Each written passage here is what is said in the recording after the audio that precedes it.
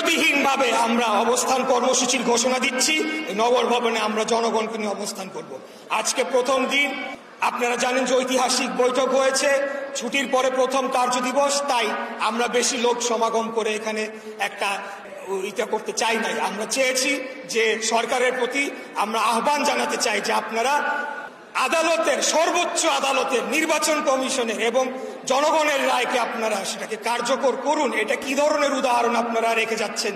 এটা তো আপনাদের জন্য কি কোনো ভালো কোনো উদাহরণ হচ্ছে কিনা? এবং আমার জন্যও এটা কষ্টকর যে আমি জনগণের জন্য দুর্ভোগের সৃষ্টি আমার করতে হচ্ছে, কিন্তু এটার একটা কারণ রয়েছে এবং সেই কারণটা হলো যে আমরা যদি এখান থেকে পেছনে ফিরে যাই তাহলে পরে একটা গণতন্ত্রের জন্য একটা আঘাত হিসাবে এই উদাহরণ সৃষ্টি হবে, যেটা আমরা কোনোভাবেই আমরা হতে দিতে পারি না। আমরা সকল পর্যায়ে কথা বলেছি, সকল পর্যায়ে সলা পরামর্শ করেই আমরা আজকের এই কর্মসূচি ঘোষণা করছি। তাই আমি সরকারকে আবারও আহ্বান জানাবো, আপনারা দ্রুততম সময়ে এটা নিষ্পত্তি করেন, না হলে আমাদের দলের সর্বোচ্চ পর্যায়ে আপনারা বৈঠক করে এসেছেন, সেই পর্যায়ে কথা বলে এটার মীমাংসা অতি দ্রুত করেন। তা না হলে কিন্তু এই যে অচল অবস্থা সৃষ্টি হয়েছে সেটা কিন্তু কাটবে না। আমরা একটা সিদ্ধান্ত নিয়েছি যে দৈনন্দিন যে সেবাগুলো রয়েছে সেই সেবাগুলোকে আমাদের তত্ত্বাবধানে চালু করা হবে, কিন্তু এর বাইরে অন্য কোনো বিভাগ বা অন্য কোনো উন্নয়নমূলক কর্মকাণ্ডের জন্য যারা এখানে আছেন তারা অফিস করতে পারবে না। আমরাও প্রধান ফটকের তালা, এটা একটা প্রতীক, এই তালাটা আমরা খুলতে পারছি না, আমরা অত্যন্ত দুঃখিত। কিন্তু জনগণের যে দৈনন্দিন যে সেবাগুলো রয়েছে, জন্ম নিবন্ধন সহ আরো ইত্যাদি যে জরুরি বিষয়গুলো রয়েছে সেগুলো কার্যকর করা হবে, সেগুলো আমাদের তত্ত্বাবধানে চালু করা হবে। আমি অন্তর্বর্তীকালীন সরকারকে শেষ কথাটি বলতে চাই, আপনারা হয়তো ভাবছেন আমি গায়ের জোরে আমাদের যারা জনবল রয়েছে, জনশক্তি, তাদেরকে নিয়ে এসে এখানে দাবি করছি, আসলে কিন্তু তা না।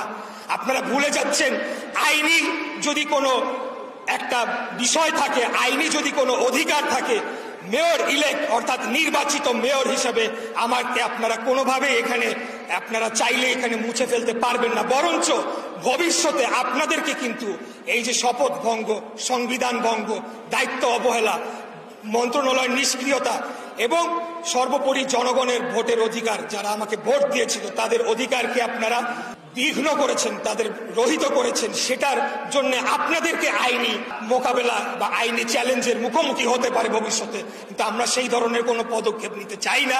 আমরা চাই না এই সরকারের বৈধতা নিয়ে কোনো প্রশ্ন আসুক। এরপরে আমাকে যদি আপনারা আমার যে প্রাপ্য অধিকার বা জনগণের যে প্রাপ্য অধিকার সেটা যদি নিশ্চিত না করেন, তাহলে কিন্তু ভবিষ্যতে আপনাদের বৈধতা নিয়ে প্রশ্ন করার সুযোগ আমার থেকে যাবে। অতএব আমি এটা কোনো ভিন্নভাবে না নেওয়ার জন্য অনুরোধ করছি। এই সরকারকে আবারও অনুরোধ জানাচ্ছি, আপনারা দ্রুততম সময় এটা নিষ্পত্তি করেন। যে সকল পর্যায়ে আপনাদের কথা বলা দরকার আপনারা কথা বলেন, কথা বলে আপনারা এই শপথ গ্রহণ অনুষ্ঠানটি দ্রুততম সময় কার্যকর করেন, তাহলে এই অচল অবস্থা কেটে যাবে এবং একটা সৌহার্দ্যপূর্ণ পরিবেশ তৈরি হবে, যেই পরিবেশে আমরা সকল গণতন্ত্রী মনা রাজনৈতিক দল একসাথে আমরা কাঁধে কাঁধ মিলিয়ে আমাদের মধ্যে যত মত পার্থক্যই থাকুক না কেন, আমরা একটা সুষ্ঠু, সঠিক, অবাধ, গ্রহণযোগ্য, অংশগ্রহণমূলক নির্বাচনের মাধ্যমে জনগণের কাছে রাষ্ট্র ক্ষমতা হস্তান্তর করব। সেই নির্বাচনে জনগণ যাকেই ভোট দিবে, যেই দলকে রাষ্ট্র ক্ষমতা আনবে, তারাই রাষ্ট্র পরিচালনা করবে। এটাই হচ্ছে আমাদের প্রতিজ্ঞা, এটাই আমাদের ওয়াদা।